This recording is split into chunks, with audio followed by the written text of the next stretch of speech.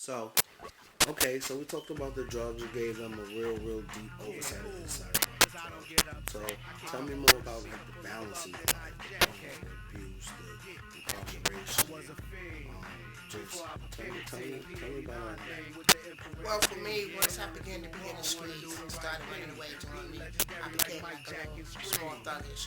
I only was attracted to negative guys. Nobody positive. They had to be negative. So to me, all the negative guys, they beat you, they do this, they do that. So I became a very angry person at that time. I was always on the defensive side because I was a loner.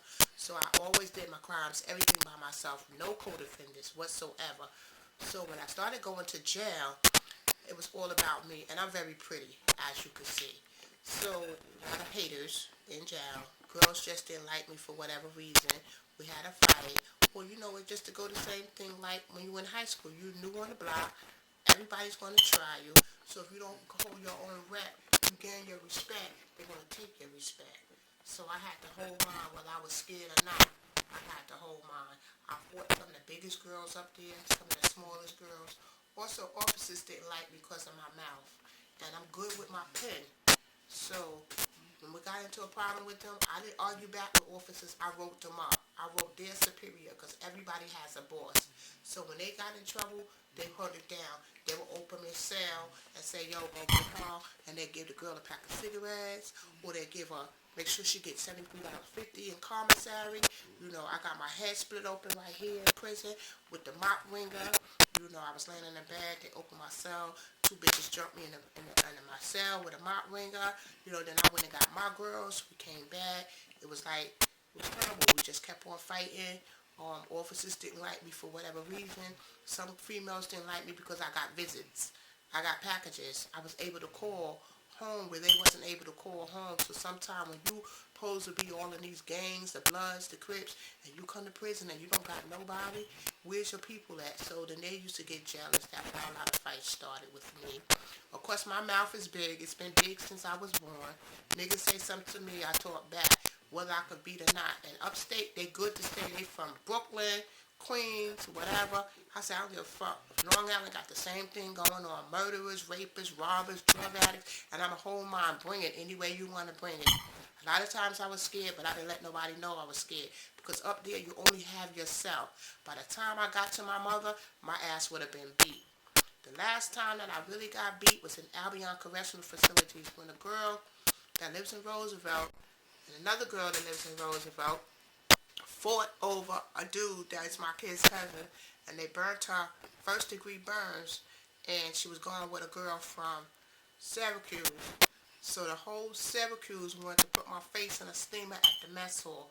It was the first time I ran in 6 years. I called my mother, get me the fuck out of here. They gonna fuck me up. Get me out of here. My mother and my brother called up to Albany.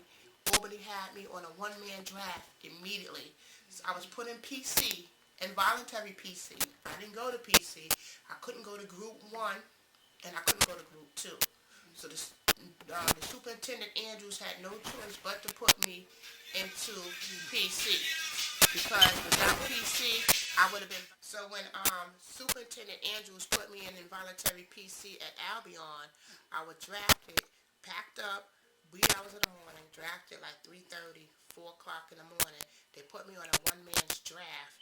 They put me back to Bedford, which is a 9.5 hour ride. They took me back to Bedford.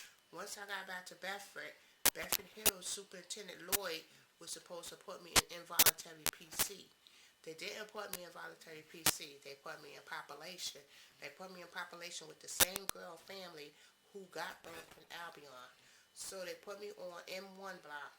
On M1 block is called Jurassic Park. That's where all gangbangers, everybody's hanging at. So the girl family was a gangbanger. Once they found out that I was in M1 on Jurassic Park, that's when I got caught out there in the bathroom. Because when you go up, when you upstate, it's just the showers, everything. Everybody's in the same bathroom. I got caught out there in the bathroom. That's when they opened my head open with a mop, left me in the bathroom. Officers did not come right away. They just said, whatever it is, you fight it out, you fight it out. A girl named P, this girl called P up there, found me in the bathroom, which was my cooking partner. She notified officer. Officer still didn't come. After the officer finally came, they took me to the infirmary. I stayed in the infirmary 2.5 weeks. I had her call my family. By the time they called my family, they told my family that I was okay, that nothing was wrong with me. I was okay.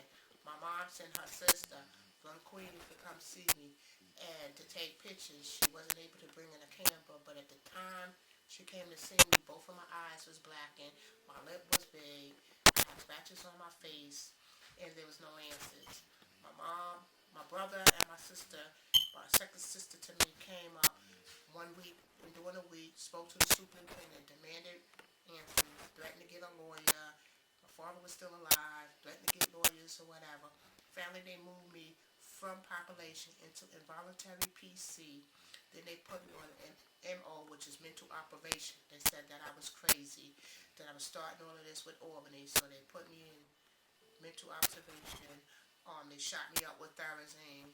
They gave me these pills, Sordanic depression, all of that, which medication I didn't need. They tried to give me Ritalin. They tied me down. Somebody that knew, a family member of mine, contacted a family member that I didn't even know this lady worked at upstate. My mother came. They told my mother that I refused to visit. She came all the way up there. They said I refused to visit. Finally, my parents got a lawyer.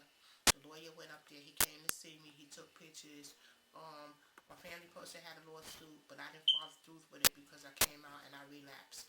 But if I would have followed through with it, I would have got paid in full for the state. It was just that after then they took me to Taconic.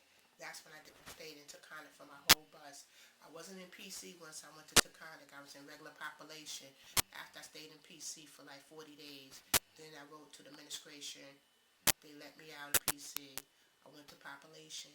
And I was very ruthless then. I didn't care about nothing or nobody. Cause I don't get upset. I kick a hole in the speaker full of plug, then I jack. Okay. I was a fiend before I became a team. P89 thing with the infrared beam. Don't wanna do wrong, wanna do the right thing. Being legendary like Mike Jack and Scream. Crown and king, I'm on my game, twisting my brain, chasing my dreams, coming from Queens. Can't work a job, ain't no paper in that. Fuck, punching the clock, check my G-Shock. Snatch a bishop, won't get your pawn back. Without the pawn rap that they don't respond back. What up, my niggas, 100 miles and running.